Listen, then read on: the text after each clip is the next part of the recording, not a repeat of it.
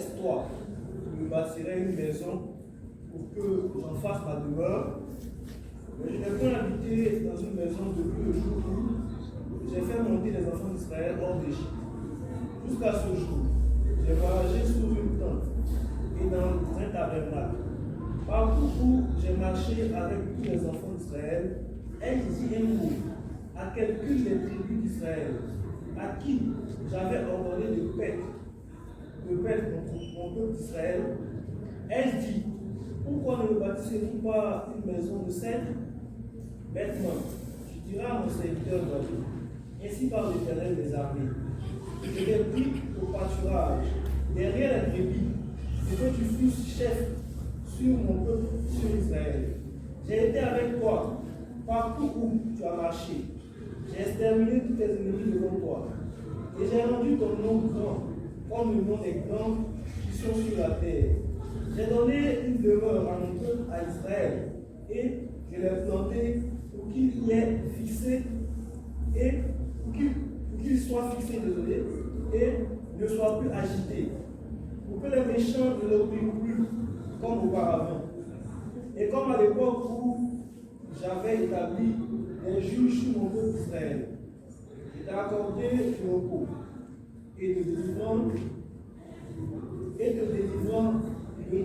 en te délivrant de tes ennemis,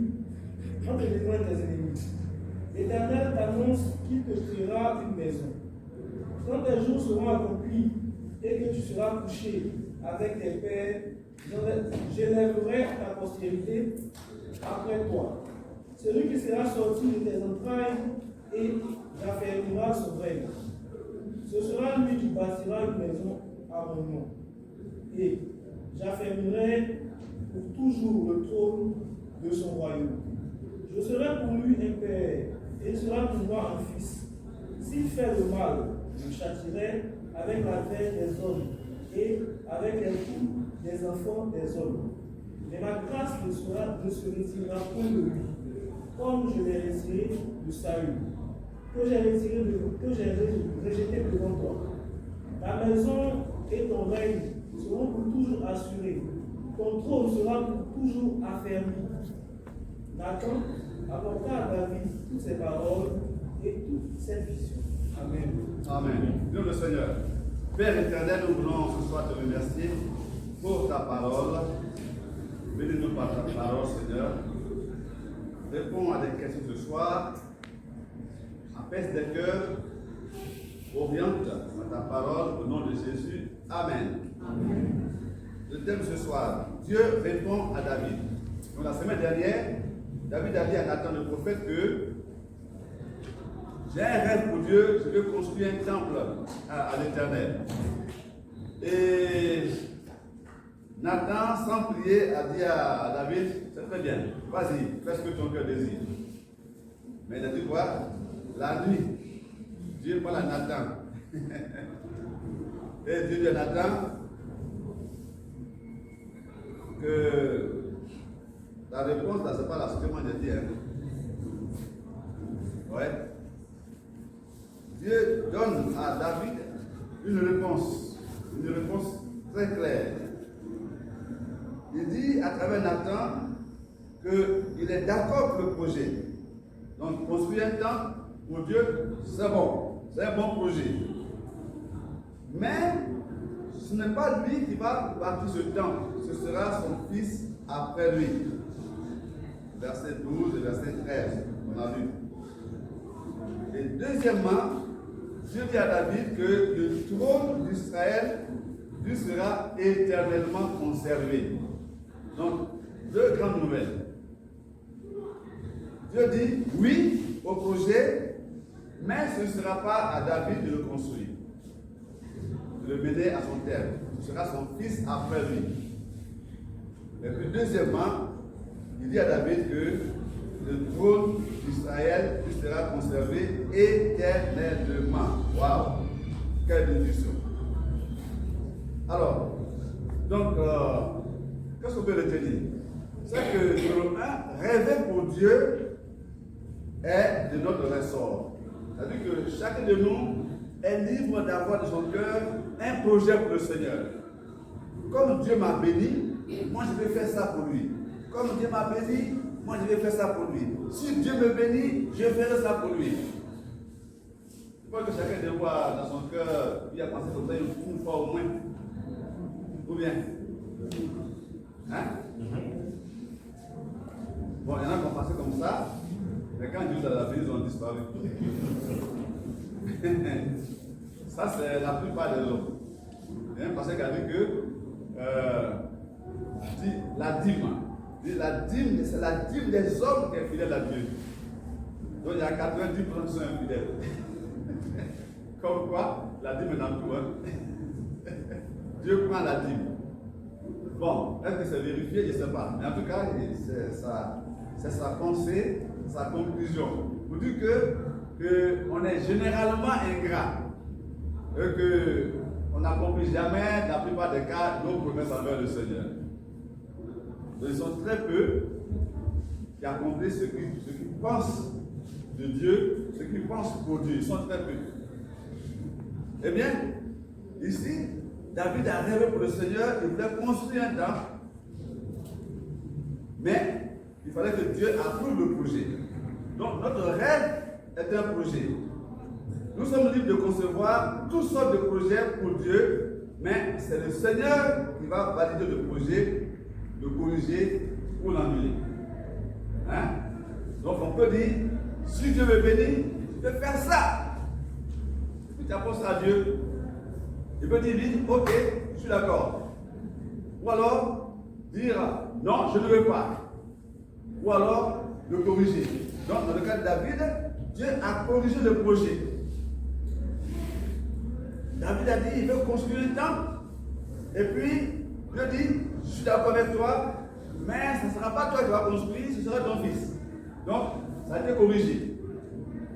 Et on a un verset qui est intéressant à retenir. Proverbe 16, verset 1. Il dit ceci. Les projets que forme le cœur dépendent de l'homme. Mais la réponse que donne la bouche vient de l'Éternel.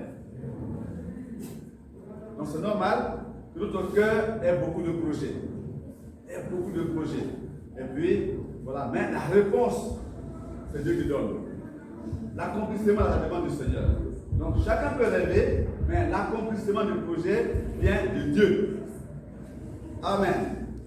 Donc, ainsi, concevoir un projet et en disposer des moyens pour son exécution ne suffit pas. Ouais. David était riche, hein? Donc il avait des moyens de construire un temple. Mais malgré ça, Dieu dit non, vous avez les moyens, ce n'est pas toi qui vas construire. Ça veut dire quoi? Avoir des moyens, avoir de l'argent, ça ne suffit pas pour servir Dieu. Hein? On peut avoir les moyens, on peut avoir beaucoup d'argent, mais si Dieu ne veut pas donner d'argent, ça ne servira pas le Seigneur. Hein? Il faut que Dieu soit d'accord. Voilà. Donc, concevoir un projet et en disposer des moyens pour son exécution ne suffit pas. Il faut aussi que le Seigneur l'approuve. C'est en cela que la démarche de David est à imiter. Voilà. Comment imiter David? David avait des moyens, mais ce n'est pas David pour faire en même temps. Il avait des moyens, mais il a présenté son projet à Dieu. Ouais, beaucoup se lèvent, et quand ils ont des moyens, ils engagent des choses pour le Seigneur. Puis après ça ne marche pas, ça vient gaspiller. Je me souviens à l'époque, un jeune qui a grandi ici avec nous, grandi école de dimanche et tout. Et puis bon, on se parle dans quel coin est devenu un homme d'affaires puissant, avec l'argent et tout. Et on dépense son argent là pour venir servir Dieu à l'église ici. Il pense qu'on a besoin de me combattre. Il veut me combattre. Je ne sais pas ce que Dieu a fait, mais il veut me combattre. Et quel est son combat? Son combat, c'est qu'il voulait débaucher tous les pasteurs de la mission et puis créer sa mission avec eux. Nous avons moi, je serai seul. Parce qu'il a l'argent. Donc il a commencé par deux pasteurs. Il est allé lui appeler 500 000. Il est allé bâtissez, faites-nous comment on appelle ça? Un temple en bois et tout ça. 500 000. Et puis, allez, ils ont fait le temple en bois. Il était sûr de détruire son coup. Malheureusement pour lui, Dieu a créé un clash entre eux. Dieu s'est mêlé les choses. Il a créé une incompréhension entre eux, il s'est fâché, il les a abandonnés. Donc, il a échoué. Jusqu'à aujourd'hui, il a échoué. Il a tout fait pour renverser mon ministère. Il n'a pas pu. Pourquoi? Ouais, l'argent, ça ne suffit pas. C'est Dieu qui décide. Amen. Voilà, tout ça, ça ne sert à rien. Si tu as de l'argent, que tu veux faire des choses pour Dieu, mais que tu ne construis pas le Seigneur, s'il n'est pas dedans, ton âme va partir à l'eau. Donc David avait des moyens, mais il a préféré soumettre son projet à Dieu. Vous allez voir l'homme de Dieu, Nathan, vous lui dit, j'ai les moyens de construire un temple, et je veux construire un temple à l'Éternel. Vous voyez? Non seulement, il ne va pas dire derrière Nathan, il allait voir Nathan. C'était son conseiller spirituel, le prophète Nathan. Vous lui dites, je veux construire une maison pour le Seigneur. Il ne sait pas, il devait comme ça parler derrière Nathan. Et puis, un bon matin, il va faire une maison de vous. C'est quoi? Non, c'est un temps pour Dieu. Non, non, non. Il a constitué l'homme de Dieu. L'homme de Dieu a approuvé, mais il est allé ensuite prier. Et Dieu a dit à l'homme de Dieu, dit à David que son projet, je l'approuve, mais ça ne sera pas lui qui va construire. Chers amis, que notre richesse ne nous rende pas indépendants. Amen. Amen. Voilà, c'est Dieu qui nous rend riches. C'est Dieu qui nous élève. Parce que parce qu'on a les moyens qu'on va faire fi du pasteur d'église et faire des choses de l'église dans son dos. Ça ne sert à rien. C'est bon de toujours dire, voici ce que je vais faire. Dieu m'a mis à cœur de faire ça. Est-ce que selon toi, c'est bon ou c'est pas bon? C'est bon de consulter. Ça, c'était une grande humilité d'abord de David. Il avait les moyens, mais il respectait la produit spirituelle qui était le prophète Nathan. Et pour chaque chose, il le consultait, il le écoutait. Et là, Dieu a donné à David la bonne réponse. Donc sa démarche est une démarche à imiter. Amen. Amen. Amen. Une démarche à imiter. C'est important. Tu veux faire des choses dans l'église, tu as les moyens, c'est bien. Tu veux aider les frères et les sœurs, c'est bien. Mais c'est mieux si tu consultes le pasteur aussi. Ok? Voilà. Tu connais bien le troupeau là. Et puis, il sera t'amener à faire ce que tu veux faire d'une manière où Dieu sera glorifié et puis il aura du succès. Sinon, après, ça peut aboutir à des querelles. À des querelles.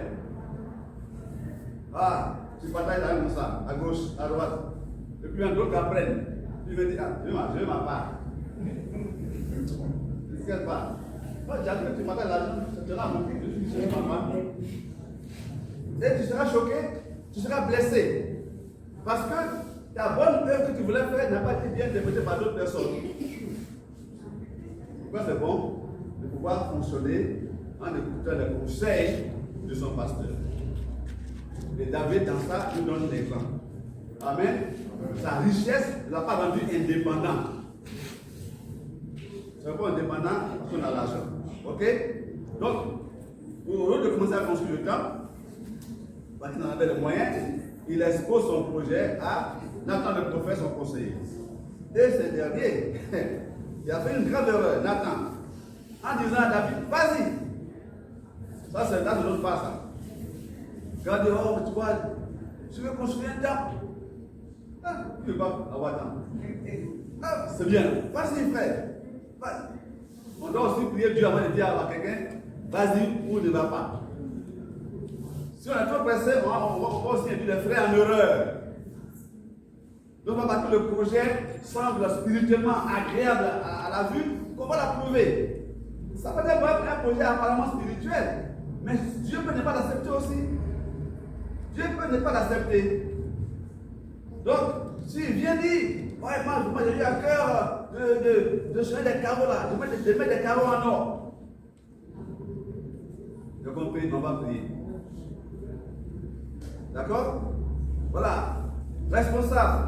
Si vos membres là viennent vous voir pour des projets qui font rêver, je ne sais pas apporter par l'émotion. Ok, on va d'abord prier pour voir si le Seigneur est dedans. D'accord? Puis après, bon, laisse-moi en parler à notre pasteur pour voir si sa pensée est dans cette affaire. Si Dieu peut accepter ça à travers lui. Il ne faut pas se presser parce que quelqu'un de généreux veut faire des choses. Il faut l'aider. Il faut le canaliser aussi. C'est dans l'église, hein? Amen. C'est dans l'église. Donc, il faut savoir gérer les gens. Alors, donc Nathan, lui, son comportement n'est pas à imiter. Voilà. Il a été émotionnel ce jour-là, ça c'est pas bon. Maintenant, la réponse de Dieu à David, est une des réponses de Dieu aux prières. Alors, on va voir qu'il y a 4 types de réponses là. Premièrement, Dieu peut dire oui, donc accord immédiat. Deuxièmement, Dieu peut dire oui, mais. Donc, ça veut dire qu'il y a des corrections à faire dans ta demande. Troisième réponse, Dieu peut dire oui, mais attends. Ça veut dire que le moment n'est pas venu. Donc, patience. Et puis, quatrièmement, Dieu peut dire carrément non.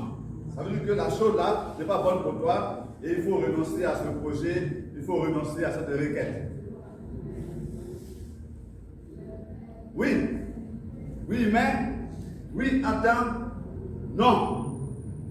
Différentes réponses de Dieu à la prière. Alors, tu as des prières là. Laquelle réponse tu as reçue? Oui. Oui, mais. Oui, attends. Ou non. Il y a des fois, on fait comme Balaam. Dieu a dit à Balaam, non. Il s'en va et puis il revient encore. Seigneur, je dois faire. Non. Il repart quand il revient. Je dois faire la même chose là. Simon. Oui. Ça là, on doit comprendre que c'est pas un bon oui. Hein? Quand on t'a donné la vraie réponse de dire non. Non. Et puis tu continues à insister, et qu'on dit oui là. C'est-à-dire, tu vas trouver ta tête de oui, tu vas lever. Ce que Balaam a fait, il est allé, il a fait le dernier oui, là, il est parti. Il veut maudire Israël, quand il ouvre sa bouche, c'est bénédiction qui sort. Israël, sois béni. Sois béni. Alors qu'on l'a payé pour maudire. Et il a demandé à Dieu ce qu'il doit maudire. Dieu dit non. Israël doit être béni. Donc tu ne peux pas le maudire. D'accord. Et puis il revient. Est-ce que tu dois maudire? Non. C'est un peu le béni. Tu ne dois pas maudire Israël. Et puis il revient encore. Est-ce que tu dois maudire? Oui. Pas maudire. Il dit voilà. Quand il ouvre sa bouche, c'est bénédiction qui sort. Il ouvre sa bouche, il dit ah. Il dit à son employeur, il dit, ah, je ne comprends pas. Hein. Je peux peut-être me bénir, on ne peut pas le maudire. Quand je vais le maudire, c'est de ma bouche sort des bénédictions. Donc, je ne dis plus rien. Puis, entre autres, par là, est venu. Vous voyez? Donc, quand Dieu dit non, il ne faut pas insister. Amen. Parce que non, c'est non. C'est différent de oui, mais. Ou oui, attends. C'est pas la même chose, hein? Non. Et souvent, les jeunes gens prient pour l'âme sœur. L'âme sœur. Prie. Seigneur, est-ce que c'est lui? Non. Il a dit non là. Il ne faut pas insister. Il ne faut pas insister. Il faut abandonner le sujet même. Hein? Il a dit quoi? Non. Comment ça va dire qu'il a dit non? Il va te dire non. Quand tu vas voir le frère, il va plus rien te dire même. Donc Dieu t'a répondu. Voilà. Avant, tu étais un peu chaud, tu pensais à lui, tu voulais le voir. Mais quand tu as prié, dans son cœur, il n'y a plus rien même pour lui. Tu penses non plus à lui, tu ne dis plus rien. Ça, c'est le nom de Dieu, ça. Donc, il ne faut pas insister. Hein.